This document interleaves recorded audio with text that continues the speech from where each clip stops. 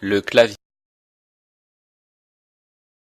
Un clavier standard français contient 105 touches et 4 pavés. Le pavé alphabétique, le pavé de déplacement, le pavé numérique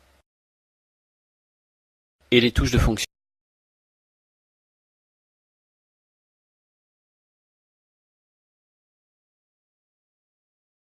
Le pavé alphabétique. Le pavé alphabétique vous permettra de taper du texte. Quand vous regardez votre clavier, vous pouvez voir toutes les lettres en majuscules, mais vous ne voyez pas les lettres en minuscules, parce qu'elles ne sont jamais affichées sur les claviers. Nous allons temporairement les faire apparaître. Maintenant que nous voyons tous les caractères, je vais vous montrer comment insérer chacun d'eux. Pour commencer, nous allons regarder une touche. Celle-là par exemple. Remarquez que toutes les touches ont 3 caractères maximum. Il y en a un en haut à gauche, un en bas à gauche, et il y en a un autre en bas à droite. Vous retrouverez cette configuration sur toutes les autres touches. Certaines touches n'ont pas de caractère en bas à droite.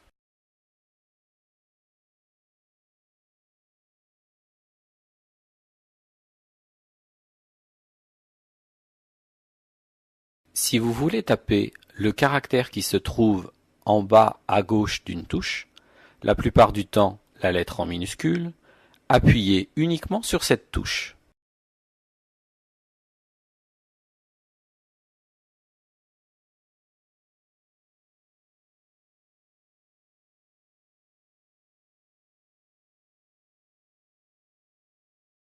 Si vous voulez taper le caractère qui se trouve en haut à gauche, veillez à ce que l'une des 2 touches majuscules soit enfoncée lorsque vous appuyez un coup bref sur la touche que vous voulez taper.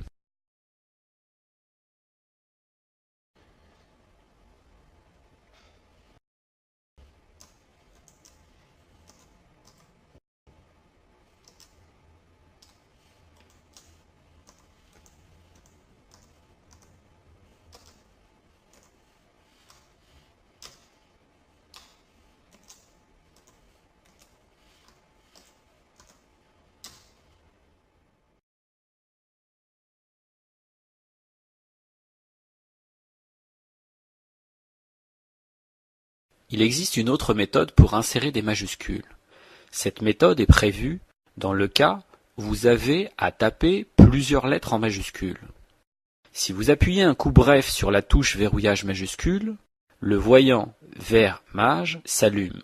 Cela veut dire que le clavier est bloqué sur la position en haut à gauche, et qu'à partir de ce moment, un simple coup bref sur une touche la fera apparaître en majuscule. Vous aurez aussi accès directement aux chiffres, ce qui est pratique si vous n'avez pas de pavé numérique sur votre ordinateur.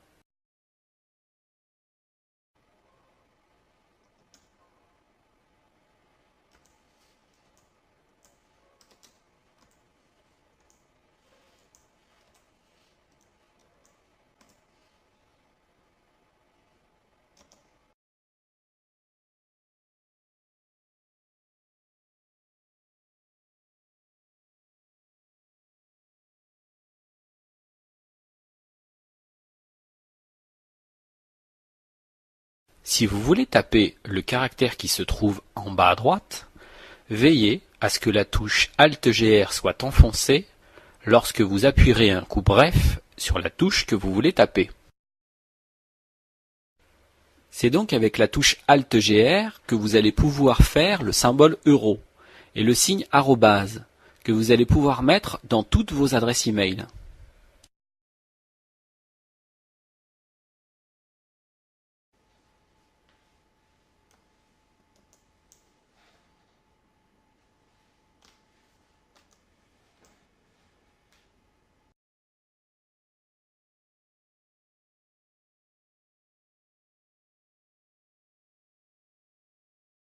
Le pavé numérique. Le pavé numérique contient tous les chiffres et les signes d'opération. Les signes d'opération peuvent être différents de ceux que vous connaissez déjà. Le signe divisé est une barre de fraction et le signe multiplié est une étoile. Remarquez que malheureusement, le signe égal n'est pas sur le pavé numérique. Parlons maintenant du séparateur décimal qui est en France la virgule. Nous sommes devant un clavier français, mais sur le pavé numérique, nous avons un point, le séparateur décimal des Américains. Je ne saurais vous expliquer cette erreur, mais il faut faire avec. Dans certains programmes, quand vous tapez le point au pavé numérique, il vous insère une virgule. Cela corrige donc cette erreur. Mais, dans d'autres programmes, vous devrez aller chercher la virgule sur le pavé alphabétique. Si vous appuyez plusieurs fois sur la touche Vernum, le voyant Vernum s'allume et s'éteint.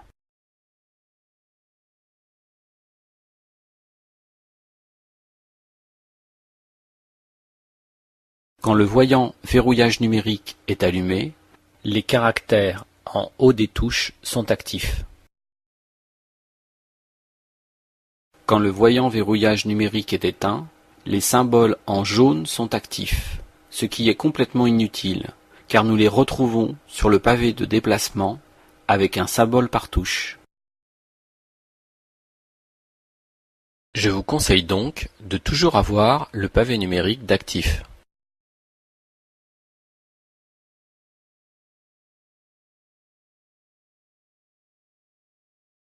Le pavé de déplacement.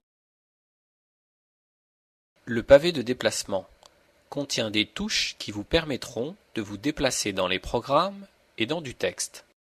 Nous verrons, pour des raisons pédagogiques, la touche Insertion et Supprime un peu plus loin. Voici les touches Début et Fin. Repérez ces deux touches sur votre clavier avant de continuer la leçon. La position de ces touches peut considérablement varier d'un ordinateur à l'autre. Sachez que si vous avez un clavier en anglais, la touche Début se nomme Home et la touche Fin se nomme End. La touche Début va envoyer le pointeur clavier au début de la ligne.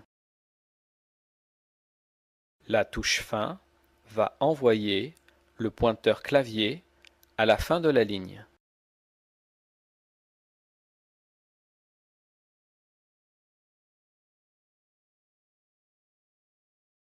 Voici la touche Page précédente et la touche Page suivante. Repérez ces deux touches sur votre clavier avant de continuer la leçon. Sachez que si vous avez un clavier en anglais, la touche Page suivante se nomme Page Down et la touche Page précédente se nomme Page Up. Les touches Page suivante et Page précédente devraient plutôt s'appeler Écran suivant et Écran précédent, puisque ces touches vous permettent de voir le texte de l'écran qui suit ou de l'écran qui précède. Attention de ne pas confondre une page de papier et un écran, puisqu'une page de papier contient une cinquantaine de lignes, alors qu'un écran affiche en moyenne une vingtaine de lignes. Il faut donc plusieurs écrans pour parcourir une page de papier avec la touche Page suivante. Et vous pourrez remonter dans votre texte avec la touche Page précédente.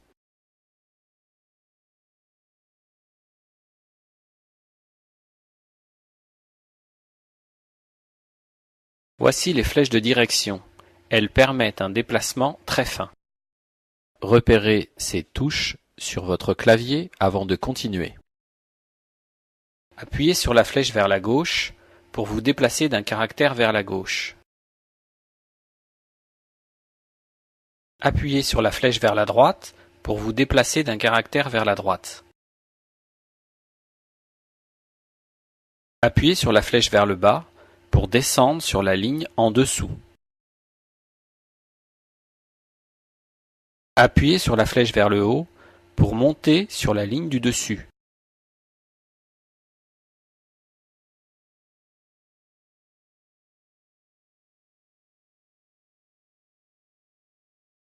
Les touches de fonction.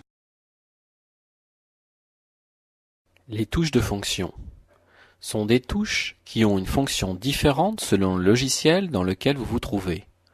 C'est pour cela que je ne peux vous expliquer leur fonctionnement. Toutefois, une norme s'est peu à peu installée. Par exemple, dans la plupart des logiciels, la touche F1 ouvrira une fenêtre d'aide sur votre logiciel. La touche F7, elle, lancera le correcteur d'orthographe.